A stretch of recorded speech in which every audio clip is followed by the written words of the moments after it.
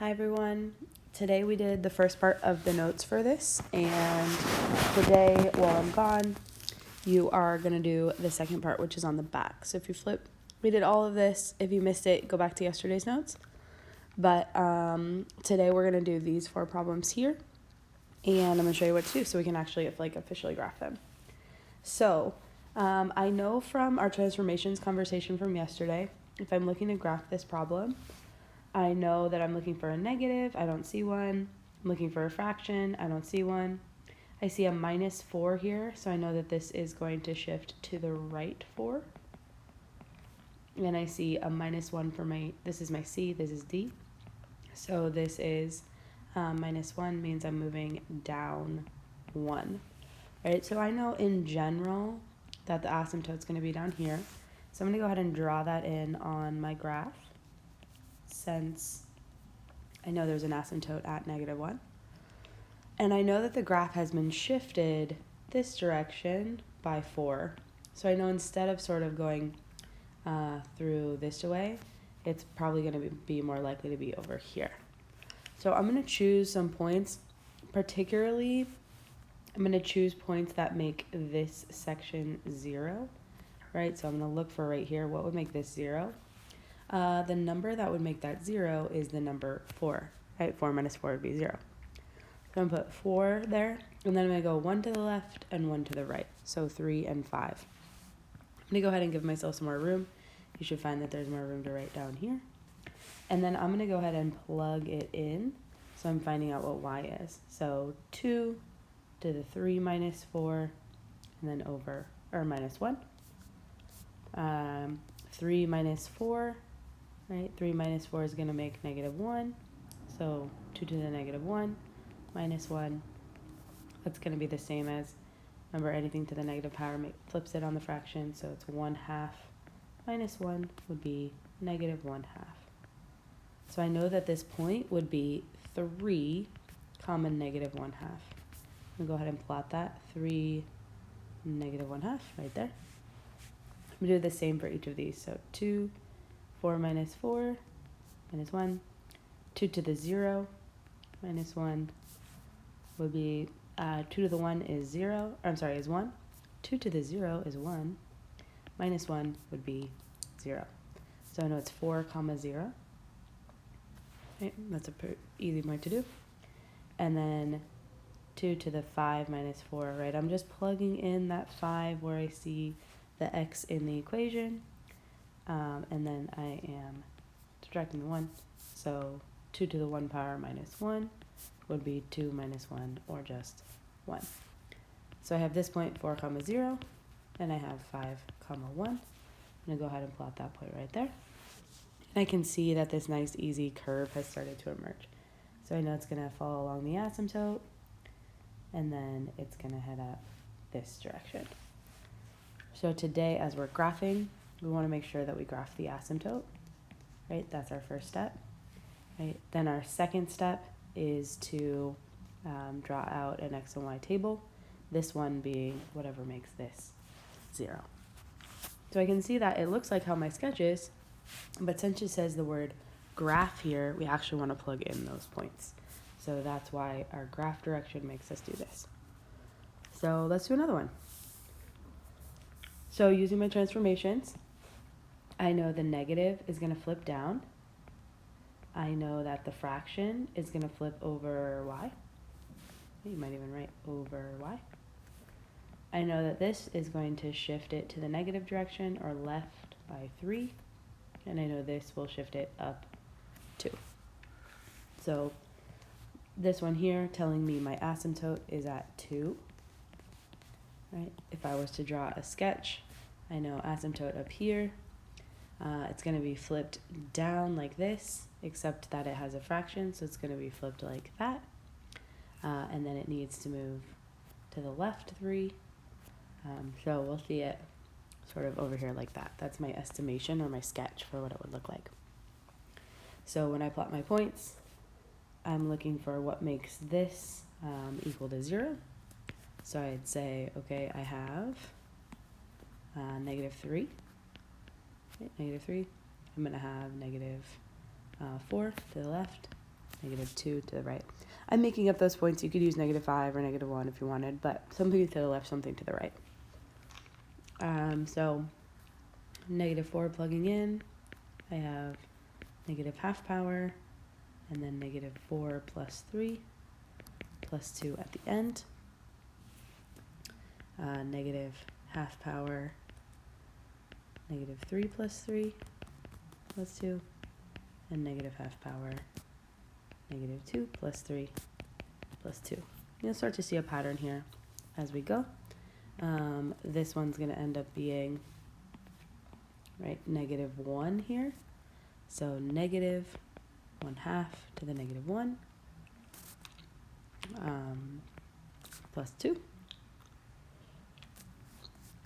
If you want to think about negative 1 power, it sort of like flips your fraction over. So it becomes 2 over 1. But we have that negative 2 there. We have the negative coming there. So we have negative 2 plus the 2 from before. That's going to give us overall 0. So we have negative 4 comma 0 right here. Negative 3, that's going to make negative 1/2 to the 0 power. That's just going to make 1 plus 2. That would be a value of 3. Oops, sorry. That would be a negative there. Let's go back here. I tried to go too fast. So we have negative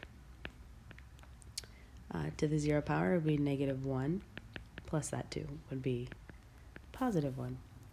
So negative 3 comma positive 1. Nope, that's not looking right either. What did I do wrong?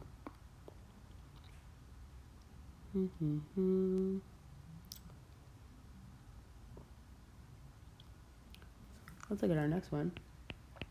Negative 1/2 to the 1 power would be negative 1/2 plus 2 would make 1.5. So we have negative 2 comma 1.5. Oh, there we go. Okay, so we can see it looked a little funky there, but we know that this line's going out this way, right, closer to the asymptote, and then it's kind of curving around here and headed out that way. All right, so we can see that it does indeed match our transformations graph, like what we estimated. I just got a little scared because I was like, why is it going to the asymptote? But it's because it's upside down. So go ahead and like that. If you ever got scared too, you could also just plug in like something like 0. Right, so if you plug in 0 here, we'd have negative 1/2 to the 0 plus 3 plus 2. So we'd have negative 1/2 to the 3rd, so negative 1/8 plus 2, which would be like 7/8, right? 1 and 7/8. So 1 and 7/8 being super close to 2, you can see that point there. Right, so that extra step not necessary, but if you ever got scared like I just did, you could plug that in like that. Cool. Let's look at this one. Here, no negative, no fraction. This one, remember, acts the same as a fraction, right? It's like it's impacting that 3 in that way. You could think of it as like 3 to the negative 1x. Negative 1 would become 1/3 x, and then minus 4, like that. So you can kind of turn these into that one there. So we see that it's going to flip over, and it's going to be shifted down. So if I'm thinking about my asymptote at negative 4, go ahead and draw that on the graph. And instead of being this way, it's going to flip over y to be something like that. So that's my anticipated graph. I'm going to go ahead and graph it here. I want something to make this section here 0. So I know that that's going to be 0. So for my graph, I'm going to go ahead and do 0, negative 1, and 1. Pulling in here, 2 times 3 to the negative 0 minus 4. 2 times 3 to the negative 1 minus 4.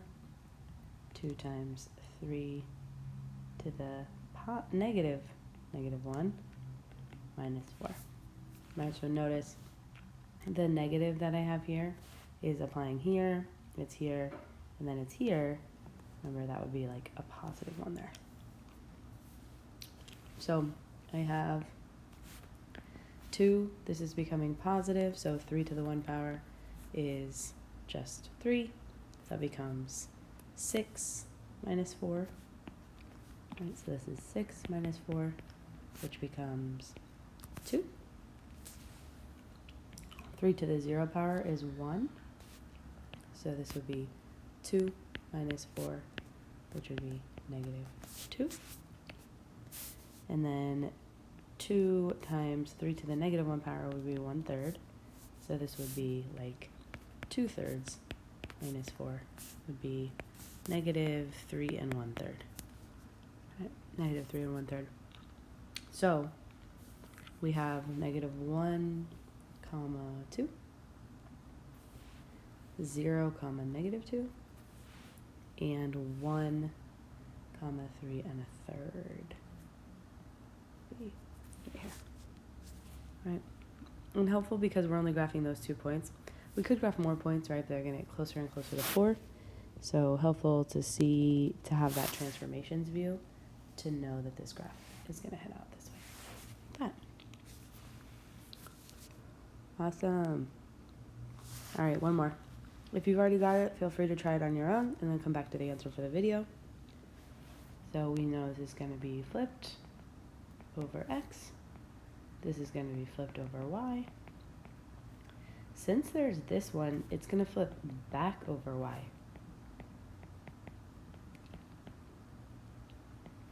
Flip back over y. And I'm going to go ahead and factor this out. So it's like this. Right, so I'm taking that negative out, as we've done in the factoring in the past. This positive turning into that negative there. So that's going to help me to be able to see that this actually is shifting to the positive side, right? Shifting right 5 rather than left, because I pulled that negative out.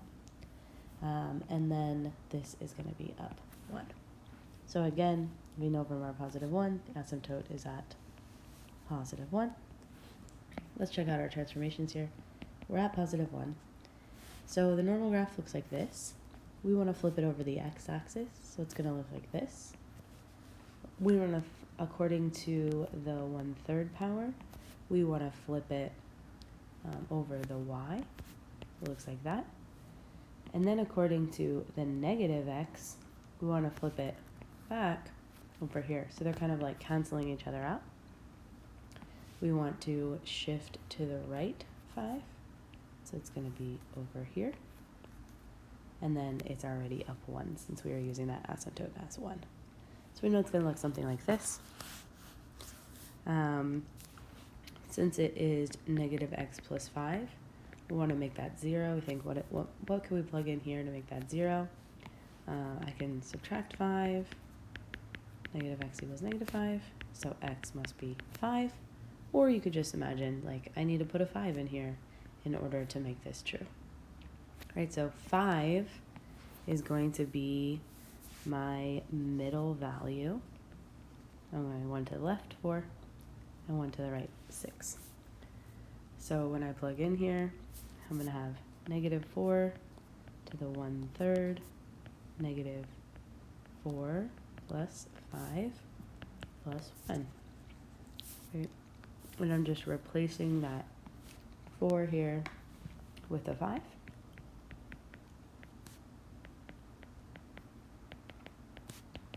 And then with a 6. And you don't have to write it this way. If you want to write it a different way, you're welcome to. Like if you want to write down rather than across, that totally makes sense. So let's see, we have negative 4 times 1/3 to this section here is becoming 1 plus 1. This would be negative 4 to 1/3 to the 0 plus 1. And this is negative 4 times 1/3 to the negative 1 plus 1. You may notice with all of these, we're trying to make that exponent 0, -1, and +1, right? 0, -1, and +1. Same for all of these. That's the ultimate goal, because that's going to make it an easier number to calculate.